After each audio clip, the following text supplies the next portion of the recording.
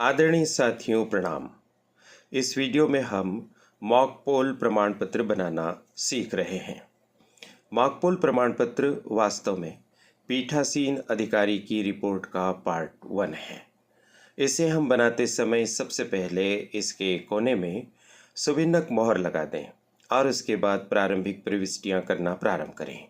जैसे निर्वाचन का नाम लोकसभा निर्वाचन 2024, विधानसभा क्षेत्र या सेगमेंट का क्रमांक एवं नाम 190 बड़वानी अजजा, लोकसभा क्षेत्र का क्रमांक एवं नाम 27 खरगोन अजजा, मतदान केंद्र का क्रमांक 05 ABC। आप जिस विधानसभा क्षेत्र में और जिस लोकसभा क्षेत्र में निर्वाचन कार्य के लिए पदस्थ हैं आप उसका उल्लेख करें। इसी तरह से वास्तविक मतदान केंद्र क्रमांक आप लिखेंगे जहां पर आप मतदान करवाने के लिए जाएंगे। इसके अलावा अब इसमें क्रमशः आप देखते जाइए क्या क्या एंट्रीज करनी है। पॉइंट ए, मॉक पोल का संचालन और मॉक पोल डाटा का सत्यापन। इसमें आप पहला कॉलम देख रहे हैं सरल क्रमांक, दूसरा अभ्यर्थी का नाम। अभ्यर्थी के नाम आप बैलेट यूनिट में लगे हुए बैलेट पेपर के आधार पर लिख लीजिए। जितने कैंडिडेट आपके लोकसभा निर्वाचन क्षेत्र से निर्वाचन में सहभागिता कर रहे हैं उनके नाम आप क्रम से लिख लीजिए। उसके बाद तीसरा कॉलम है मॉक पोल के दौरान डाले गए मतों की संख्या।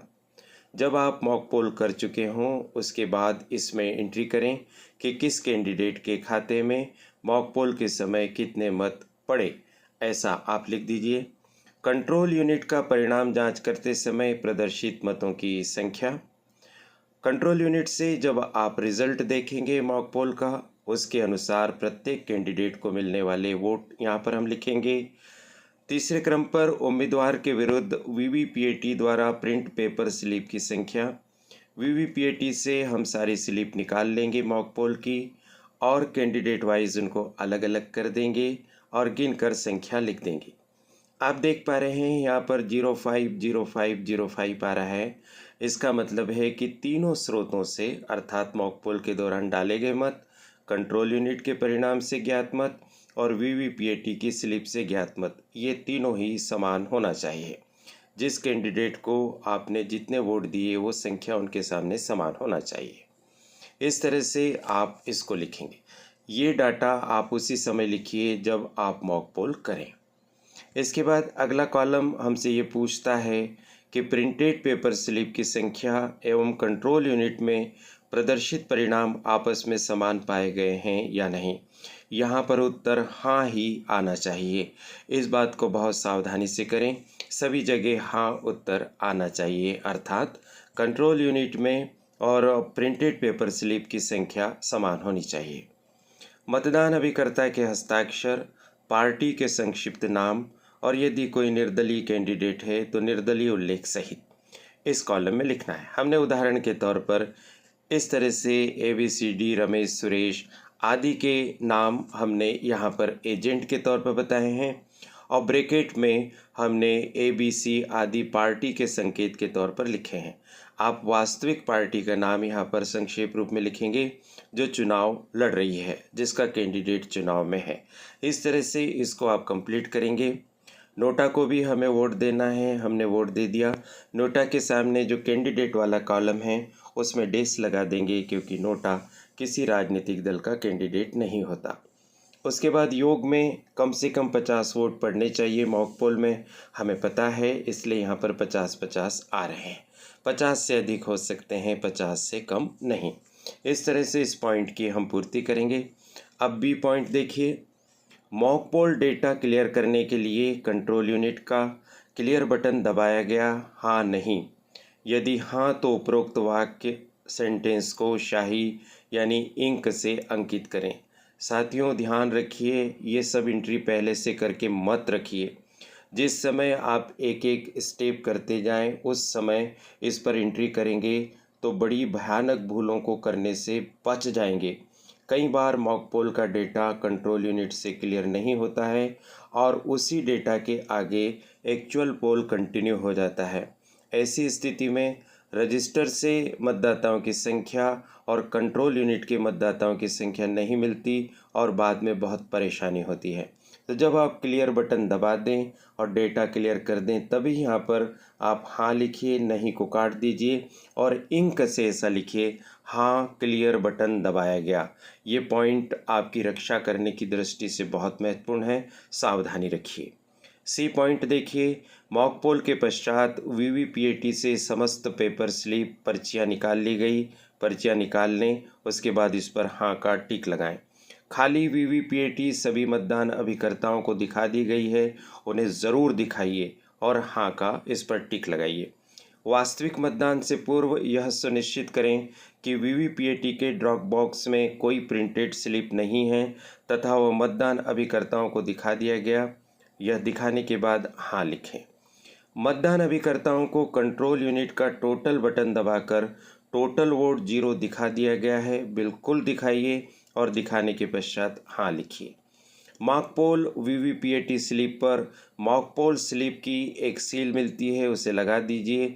काले लिफाफे में सील की जाकर तत्पश्चात उसको प्लास्टिक बॉक्स में पेपर सील से सील कर दी गई है। यहाँ ध्यान रखिए साथियों, इसमें एक करेक्शन है। हो सकता है कि आपको मॉक पोल सर्टिफिकेट वाला संशोधित प्रारूप मिले। अगर यही प्रारूप मिले तो ध्यान रखिएगा, इसमें ये जो वाला हिस्सा है प्लास्टिक बॉक्स में, अब प्लास्टिक बॉक्स नहीं मिलता है तो प्लास्टिक बॉक्स वाला हिस्सा काट दीजिए। कैसे बनेगा ये? मॉक पोल वीवीपीएटी स्लिप पर मॉक पोल स्लिप सील लगाकर काले लिफाफे में रखकर पिंक सील कर दिया गया है। यानी प्लास्टिक बॉक्स में इसे नहीं रखा जाता, केवल काले लिफाफे में रखा जाता है। तो इस जी पॉइंट को उस तरह से आप करेक्ट कर लीजिए अगर आपको करेक्टेड प्रारूप नहीं मिलता है तो।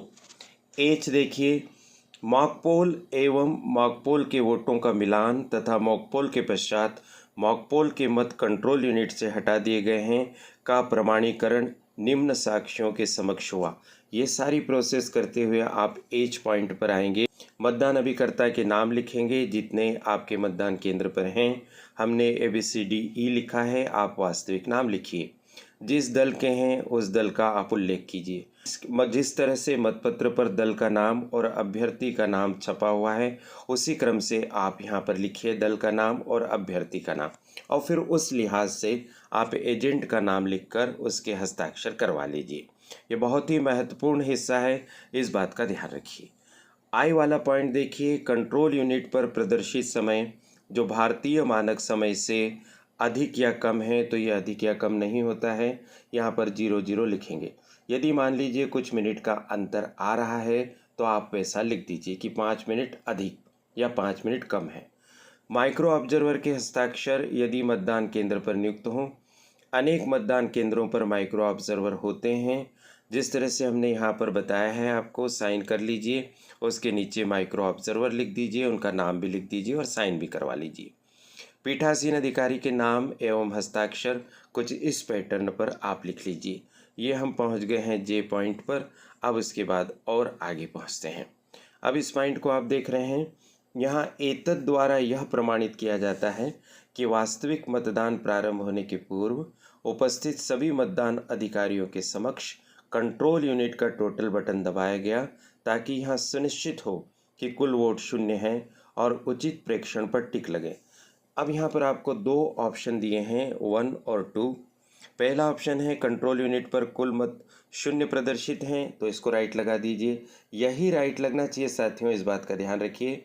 और अथवा स्थिति में कंट्रोल यूनिट पर कुल मत 0 से अधिक प्रदर्शित हुए अर्थात मॉक पोल के मत नहीं हटाए गए अथवा मॉक पोल का डाटा हटाया जाए। अगर दूसरे पर आप टिक करते हैं तो आपको मॉक पोल का डाटा हटाना पड़ेगा। तो पहले मॉक पोल का डाटा हटाएं, उसके बाद इस वाले पॉइंट पर आप पहुँचे और पहले ऑप्शन पर आप टिक लगाएं और पीठासीन अधिकारी अपने यहाँ पर हस्ताक्षर करेंगे।